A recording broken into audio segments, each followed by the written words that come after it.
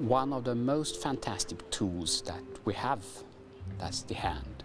To be able to replace a hand or restore some of that functionality, it's a very, very difficult task. The prosthesis is a robot, and it is essential to replicate on the prosthesis the same behavior observed in normal people. One major problem has been to, in a reliable way, transfer information back and forth, especially for the amputee.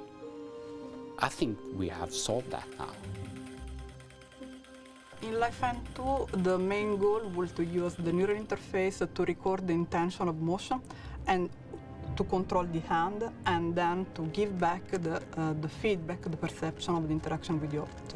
Our team and the work with Dr. Rika Bronnemer has been on using osseointegration. We put a piece of metal that happened to be titanium into the skeleton, let it be anchored in the skeleton, and then it's protruding through the skin. Normally there will be some kind of rejection mechanism by the immune system. But for some reason, the cells in the body like titanium, and the cells start to incorporate with the titanium. Once we have the connection done and they have healed from the surgery, they take this home, and every time they connect the prosthesis, they get a mechanical connection, but they also have an electrical connection with the electrode that is in the muscle. The way this hand knows what to do is because Magnus is sending a signal from his brain to the nerves to the electrodes that are implanted on his arm, and those signals travel through the implant to the hand, and then the hand activates. Observing people is one of the fundamental features of design new robots, especially if we want to think of robots conceived to live with people. So the idea is to observe people and, if possible, record motion of people and then replicate them on robots. No, we are not terminated yet. Although what is interesting with these kind of technologies is that you can add function that we do not have.